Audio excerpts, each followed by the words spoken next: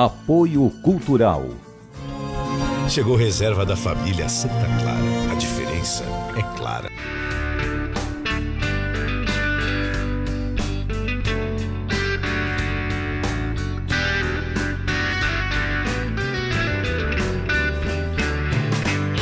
Viver Mais no Ar, e hoje a alegria de receber aqui a nutricionista Daiane Rocha, um brinde à vida. Sim. Uma alegria ter você aqui, Daiane.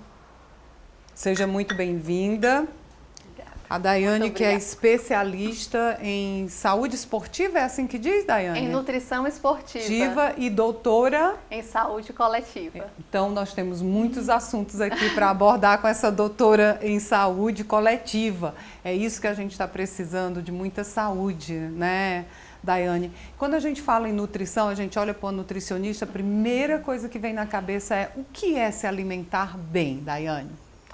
Existem vários conceitos, né, de como se alimentar bem, mas o que hoje a gente diz é que quando você consegue se alimentar bem, quando você come mais frutas, verduras, hortaliças, aquilo que você não precisa desembalar e consegue comer menos esses produtos ultraprocessados que vêm em embalagem. Então, a regra de ouro para ter uma alimentação saudável é consumir mais frutas, verduras e hortaliças, que sair um pouco do nosso padrão alimentar nos últimos tempos e tentar comer menos esses ultraprocessados. Existem várias conceitos, classificações para alimentação saudável, mas uma regra geral que a gente diz assim, 10 minutinhos seria essa. Para todos os públicos, digamos assim, para todas as idades, né? Porque logo que o bebê começa a se alimentar, eu vejo muitas mães, Daiane, darem aqueles potinhos, né? Aí já começa, digamos assim, a longevidade dessa criança já não vai ser com tanta saúde, não é? Queira ou não, você já começa a modificar o paladar desse bebê para que ele fique mais, ele queira mais comer esses alimentos industrializados, né? Então, a alimentação de um bebê é super importante. O que ele come ali vai para a vida toda dele, né? Já que a gente vai estar trabalhando com esse paladar dele. Então, às vezes, vai ser uma criança que procura mesmo mais doce, mais ultraprocessado, porque foi acostumado assim desde bebê. Então, a introdução alimentar, de uma forma correta, ela é muito importante, né? Então começa desde lá de bebezinho mesmo. Na verdade, começa desde que o bebê está na barriga da mãe. Na gravidez, mãe já deve ter assim um controle dessa alimentação e o bebê vai perceber isso e levar para a vida. É exatamente, assim? Exatamente.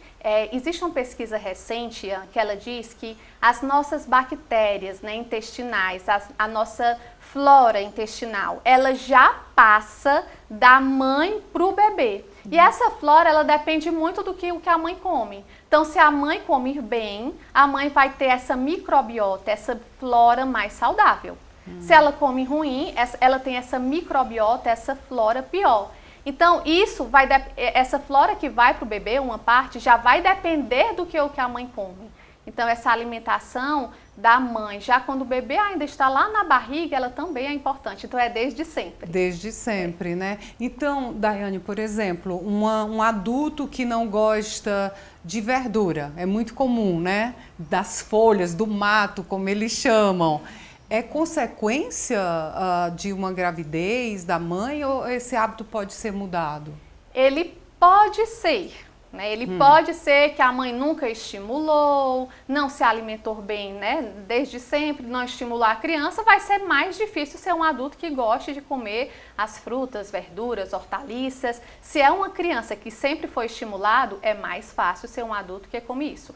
Mas, lá no consultório, eu atendo vários adultos que nunca comeram frutas, verduras e legumes e conseguem fazer essa introdução, mesmo adulto, idoso. Então, a gente diz que nunca é tarde para mudar os hábitos alimentares. E as consequências de quem não tem essa alimentação com essa receita que vale para todos? É desembalar menos e descascar mais, né? Exatamente. Assim que vocês, profissionais dessa área, costumam dizer. Isso. Você falou aí, Daiane, da questão da flora intestinal. As consequências, principalmente no intestino, devem ser bem relevantes, não é não? Tem essa consequência no intestino, mas hoje a gente já sabe que é muito além do intestino. Só para você ter uma noção, existe um eixo entre o cérebro e o intestino. Então eu posso ter uma depressão, uma ansiedade, alguma doença mais ligada a essa parte neurológica em consequência de uma microbiota ruim. Então existe essa relação bem clara entre cérebro e intestino. Então vai muito além de do meu intestino estar funcionando bem, eu vou ao banheiro todos os dias, vai muito além disso, né? A nossa microbiota, ela tem relação com a prevenção de várias doenças crônicas. Inclusive a gente sabe que na obesidade é importante a gente manter essa microbiota saudável para permitir um processo de emagrecimento mais eficaz. Microbiota, como é na nossa linguagem. É a nossa flora, né? Digamos assim, que é mais conhecido como a nossa flora intestinal, né? Certo. São essas bactérias que vivem lá no intestino. Tá. Não se alimentar bem não traz só essa consequência, né? De como a gente costuma dizer, fulano é entupido, não vai... Sim, a gente diz assim, as pessoas são enfesadas, né? A pessoa não vai ao banheiro, tá constipada, né? Muitas vezes a gente diz, a pessoa tá enfesada. E às vezes é porque ela literalmente está enfesada. A pessoa tá ali com o intestino mais preso, tá cheio de fezes acumuladas mesmo. Essas fezes acumuladas no intestino fazem com que você não consiga liberar tanta serotonina. A serotonina, ela fica presa lá no intestino. Então, como é que ela vai chegar aqui? Humor, né? As pessoas ficam irritadas, mal-humoradas. Literalmente enfesada. Pode prestar atenção, quando alguém chega no trabalho muito enfesada, de mau humor, antipática, triste, eu digo logo, será que não está enfesada? Literalmente enfesada? Quantos dias faz que você não vai no banheiro? Quantos dias faz? Vamos resolver esse seu problema aqui, desse seu estresse. E é possível com alimentos melhorar isso? Quais são os alimentos que a gente deve tomar quando está enfesado? Com toda certeza. Os alimentos, eles são importantes. Tem vários alimentos que ajudam, alimentos ricos em fibras, como frutas, aveia, linhaça, mas principalmente a água. De nada adianta eu consumir um monte de fibra. Às vezes você vai numa loja e compra um monte de fibra, faz um estoque de fibra. Linhaça, chia, aveia, gergelim, faz um estoque de fibra e não toma água. Você fica muito mais presa. Então tem que aliar isso ao líquido, com a água de preferência, né, Daiane? A pessoa que ela fica desidratada, as fezes ficam muito mais secas. Então, as fezes, elas ficam mais difíceis de passar pelo trato intestinal. Então, ela fica uma fezes seca, ressecada, porque está faltando água. E, Ian, isso é tão comum no consultório. Né? É tão corriqueiro eu atender pessoas que quando eu faço o exame de ultrassom, aparece lá desidratada. Nossa! A maioria, eu diria que de primeiras consultas, pessoas que ainda não tinham sido meus pacientes, de 10 pessoas que eu atendo, 8 chegam desidratadas. E a consequência é ficar enfesado. E aí pode Uma das, né? Uma das consequências é ficar Mas enfesado. pode ser dor de cabeça, pode diminuir a questão da memória, você pode ter várias consequências de desidratação, né? Sem falar no rim. Nosso rim, ele precisa de água. Tem um padrão ideal, Daiane, de quantos litros você tem que tomar ou isso é mito? É assim, depende um pouco de como está a sua hidratação. Então, por exemplo, se uma pessoa chega no consultório mais desidratada, eu indico uma quantidade maior de água. Ou então, Quanto seria essa quantidade maior de água?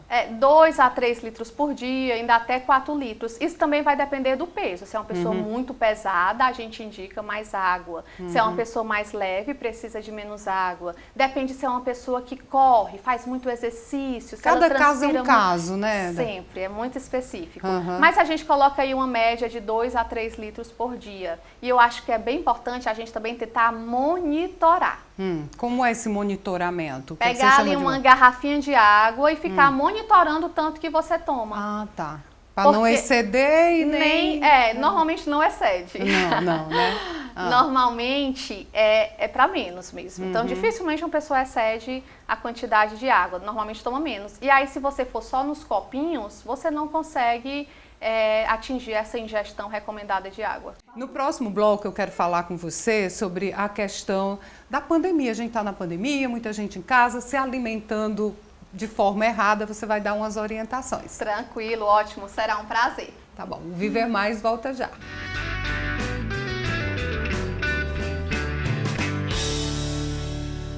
Apoio Cultural.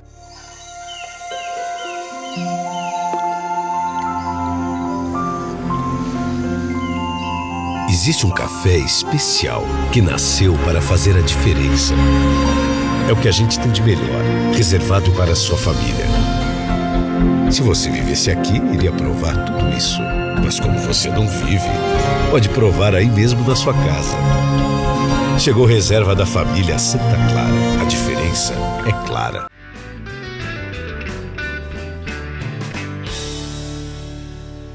Viver Mais de volta, hoje recebendo aqui a doutora Daiane e a gente falando sobre alimentação, né, doutora Sim. Daiane? E a questão desse momento de pandemia, muita gente em casa, tem muita gente se alimentando errado?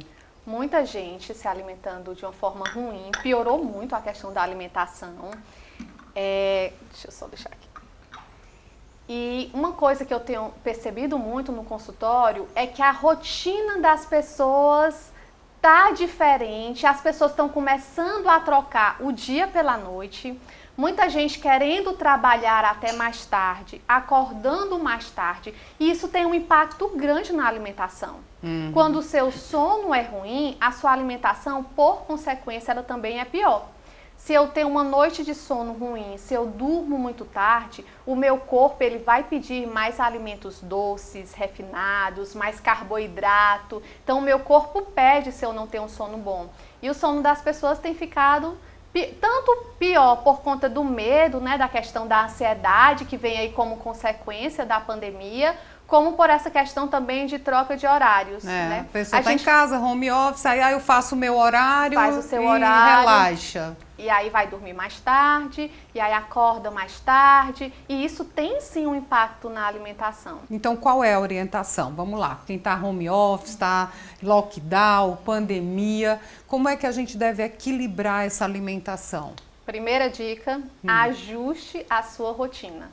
Tente ter horários para todas as atividades, tente acordar cedo, tente se expor um pouco ao sol. Essa exposição ao sol, ela é muito importante. A vitamina D, A vitamina D, o nosso corpo produz muito mais vitamina D quando eu tenho essa exposição ao sol. Então, essa exposição, ela está relacionada com a questão da nossa disposição, com a questão da nossa imunidade. Tem vários estudos recentes mostrando como é importante a vitamina D para a nossa imunidade. Algumas pessoas acham que o alimento pode substituir o sol, mas não, né? Não tem como. Os dois tem juntos. Tem que andar os dois juntos. Agora, o que acontece, Ian, é assim, a pessoa chegar no consultório com uma deficiência de vitamina D. Aí, além de eu indicar a exposição ao sol, se já estiver com deficiência de vitamina D, é importante ter a suplementação. Suplementação, tomar algum remédio, tomar, né? Uma vitamina D em forma de suplemento. Mas, gente, eu não indico que todas as pessoas suplementem. Precisa antes dosar, saber se tem deficiência de vitamina D para a partir daí vir para a suplementação. Mas muitos pacientes chegando com deficiência de vitamina D. Em termos de alimentos, o que ajuda a manter essa vitamina D? Alguns alimentos ajudam, como por exemplo, peixes mais gordurosos, leite integral, os derivados de leite, como queijo, iogurte. Então, esses alimentos mais gordurosos, como peixe mais gordo, leite integral, eles também têm vitamina D. Mas é o que eu falo, o mais importante é um pouco de exposição ao sol. Tem que ver um pouquinho todos os dias ao sol. E nesse climinha mais chuvoso, às vezes fica um pouco complicado, né? Mas quando for possível, tentem se expor ao sol, isso é muito importante. O sol é o melhor remédio, né? O sol é o melhor remédio. Agora tem aquela questão, tudo com equilíbrio, né, Daiane? Sim. A gente estava falando aqui anteriormente, porque aí você diz, tem que pegar sol, a pessoa vai meio-dia e fica... E aí, cadê a doutora o câncer diz, de pele, né? A doutora disse que é para eu pegar sol. As pessoas, não, às vezes, falta bom senso, né? Falta bom senso, porque... Por um lado, a gente precisa produzir a vitamina D. Por outro lado, a gente sabe que continua existindo câncer de pele. Então, assim, tem que ter uma exposição ao sol, mas com equilíbrio. Por exemplo, se você for se expor ao sol no horário de meio-dia, não precisa passar 15 minutos. 2, 3 minutos de exposição ao sol meio-dia já seria o suficiente. Claro que é sempre tudo muito individualizado. Se eu tenho uma pele mais branca, eu vou pegar menos sol. Se eu tenho uma pele mais escura, eu posso passar um pouco mais de tempo nesse sol. Então, isso depende de etnia, depende de... Sempre a nutrição vai ser individualizada. Mas, para todos, é importante sim ter um pouco de exposição ao sol. Tá, Daiane, então, quem está em casa, você falou na questão de regularizar o sono e essa alimentação. Nesse momento que a gente está home office, as academias fechadas, não está podendo fazer muita atividade física. Aliás, na semana passada eu conversei aqui com o Felipe Amorim, um educador físico, que falou que é interessante fazer em casa e tal. E em termos de alimentação, ele não quis entrar nessa seara. Se eu estou fazendo alguma atividade em casa, muda a minha alimentação? Sim, provavelmente o seu corpo já peça um pouco mais de comida. Então, se você está fazendo exercício, você sente um pouco mais de fome, né? Então, o seu corpo mesmo vai sentir. É importante, antes do exercício, fazer uma refeição. Não precisa ser muita comida, mas precisa ter ali uma fruta, ou pode ser mesmo um pãozinho integral, uma batata doce, que é um ótimo pré-treino. E depois do exercício também é importante ter uma refeição, e aí já com um pouco mais de carboidrato, como algo como iogurte, alguma receitinha com frango, ou carne, ou sardinha, ou atum, mas algo mais proteico, derivado mesmo de animais. Então, se eu estou fazendo atividade física, eu tenho que me alimentar. Porque tem gente que acha que não, porque quer emagrecer, aí não vai comer nada. É totalmente um equívoco, né? É um equívoco, sim. Na verdade, a gente já sabe que para você emagrecer, o segredo não é fechar a boca. Você tem que se alimentar melhor e não resolver simplesmente não comer mais. Porque o seu corpo vai poder ver isso como uma agressão. Olha aí. Desacelera o seu metabolismo e aí qualquer coisinha que você come pode ficar mais fácil de você engordar. Então o segredo não é fechar a boca e resolver não vou mais comer, e sim saber comer. Saber comer, por isso que tem que procurar uma profissional como a doutora Daiane, né? Agora, aqui no Viver Mais, Daiane, eu sempre falo da questão da maturidade, do envelhecimento saudável. No próximo bloco eu quero que você dê algumas dicas, como é que a gente que está chegando aqui, eu estou na pré-velhice, como é que a gente deve se alimentar. Tá ótimo, será um prazer. Viver Mais volta já.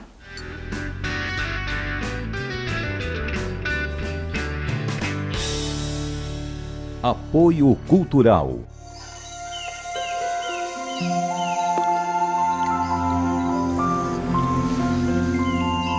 Existe um café especial que nasceu para fazer a diferença. É o que a gente tem de melhor, reservado para a sua família. Se você vivesse aqui, iria provar tudo isso.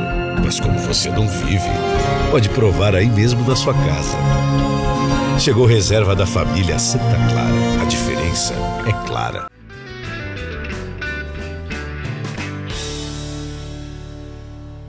Viver Mais de volta, tomando aqui o nosso café, aprendendo com a doutora Daiane Rocha.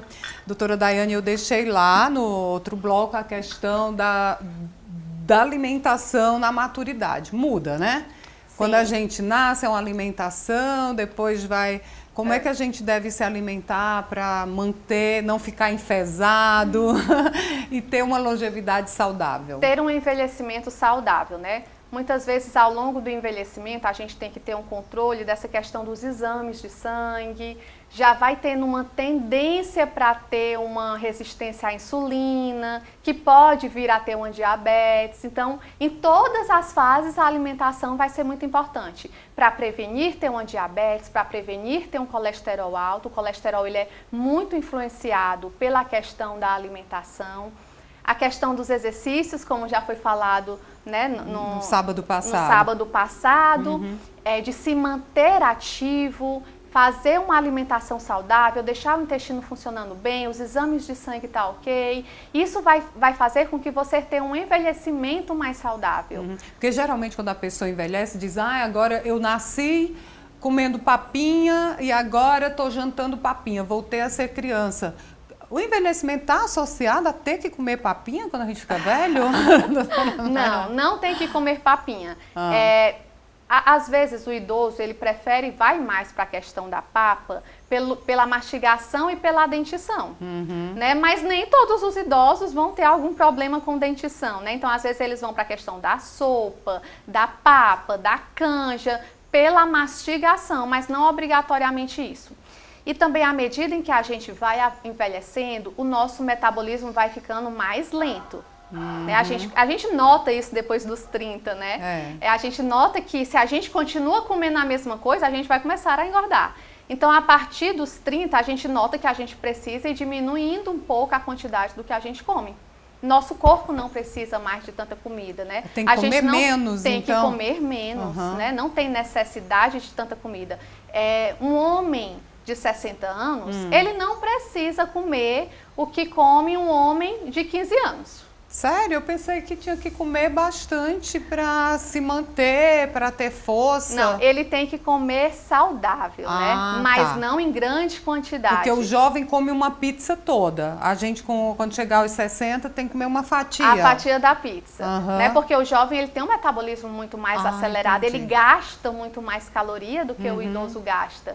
Então, com o envelhecimento, você precisa ir diminuindo a quantidade, as porções, o tamanho das porções que você come. Tá, os seus clientes já com uma certa maturidade, o que eles mais se queixam? Qual é a reivindicação, digamos assim, Daiane? A gente tem a questão dos exames de sangue, que algumas vezes chegam alterados já em consequência de uma alimentação ruim, muitas vezes. Então, às vezes chega com glicemia já mais elevada, colesterol, triglicérides, e a gente tenta trabalhar com esses exames. A questão do sono, às vezes acaba também ficando prejudicada. Então, com o envelhecimento, a gente nota que as pessoas, né, mais velhas tendem a ter esse sono mais quebrado. E aí a gente precisa trabalhar para ter uma melhor qualidade desse sono. Os alimentos podem estar associados a uma melhoria de sono? Sim, os alimentos, eles podem fazer com que o seu sono ele seja mais reparador. Né? Você pode ter uma noite melhor de sono a depender dos alimentos que você come. À noite, o que é ideal? Eu vou falar agora de um alimento que eu adoro antes de dormir, que existe comprovação já, o kiwi. Existe comprovação de que a fruta kiwi, 2 kiwis antes de dormir melhora essa qualidade do sono. Olha que legal, tem gente que toma suco de maracujá. Suco de maracujá também pode acalmar e melhorar o sono, né? E aí tem o kiwi, suco de maracujá, peixe melhora a qualidade do sono também. Comer à noite, né? À noite. Não é bom à noite você fazer grandes refeições. Né? Grandes refeições antes de dormir também pode estar piorando essa qualidade do sono. Então, antes de dormir, é uma refeição mesmo leve. É aquela história, doutora Daiane, que tem que tomar café como um príncipe? O mito é mais ou menos assim, café da manhã como rei. Como rei. Aí almoço como príncipe e jantar como mendigo, né? Existe esse mito. Mas, na verdade, o almoço, ele deve ser a hora do dia com a maior quantidade de calorias. Então, a refeição mais calórica deve ser o almoço. Mas é importante, pessoal, também estar fazendo um café da manhã saudável, né? Pular o café da manhã não é saudável. Porque tem gente que não consegue tomar café da manhã, aí só almoça, não é legal, né? Existem casos e casos. Existe aquela pessoa que passou a vida inteira pulando o café da manhã e que se sente super bem, que aí eu não modifico esse hábito, né? Mas eu tento sim introduzindo aos poucos, colocando uma fruta, uma castanha, um ovo, algo para que a pessoa não fique até meio-dia sem comer nada. Ali o corpo já funcionando e a pessoa lá sem comer nada, né? Já nas suas atividades e em jejum. Então, o ideal é comer alguma coisa ao levantar, um bom almoço e uma jantinha leve. Exatamente. Aí tem os lanches, né? Lanche da manhã, lanche da tarde, que também são O ideal importantes. é comer 5 vezes ao dia, doutora Daiane? Isso é mito, não existe essa receita Não existe pronta. essa regra. Não existe essa regra. Na verdade, cada pessoa tem o que mais se adapta a você. Mas, de um modo geral, a gente acha sim importante manter café da manhã, um lanche almoço, um lanche jantar e ceia. Né, que ficariam 6 refeições em um dia. Mas isso não é regra. Certo? Não é uma regra que tem que ser seguida bem à risca, não. Cada um se sentindo bem, tendo um acompanhamento de um profissional. Qual é o momento ideal de se procurar um nutricionista? Só na hora de querer emagrecer? Não. Na verdade, o nutricionista ele pode estar trabalhando aí em várias áreas.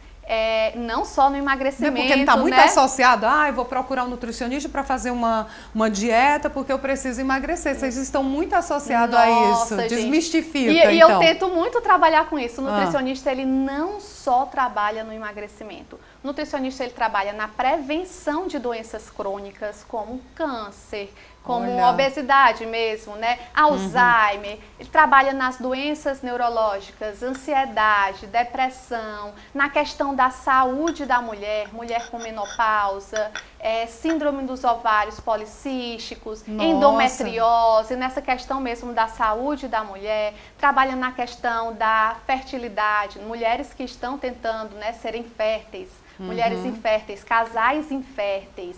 Nutricionista pode estar atuando nisso, trabalha na questão estética, na questão da saúde pública, enfim, são várias as áreas que o nutricionista pode estar trabalhando. Então, para que as pessoas tenham conhecimento disso, você está no Instagram, para quem quiser tirar alguma dúvida e saber o que nutricionista não só trabalha para a gente emagrecer. Não, por favor, não. Trabalhamos em todas essas áreas que eu falei. Sim, eu estou no Instagram. Meu Instagram é daianerocha.nutri e será um prazer receber vocês lá. Então, ótimo. Então, siga a doutora Daiane, siga também Ian Gomes, jornalista, no Instagram. A gente tem um canal no YouTube, Viver Mais com Ian Gomes. Terminou o nosso bate-papo, o programa já fica lá no YouTube. Que legal. Você pode compartilhar, assistir novamente para tirar todas as suas dúvidas, porque a gente se encontra lá nas redes sociais e aqui no Viver Mais. Doutora Daiane, foi uma alegria, um aprendizado, viu? Que bom, ter você aqui. Muito bom mesmo. Prazer, o prazer foi todo meu, gente. Muito obrigada e até uma próxima. Sem dúvida nenhuma, um brinde à vida. Um brinde. Viver Mais de hoje fica por aqui, até o nosso próximo encontro. Combinado?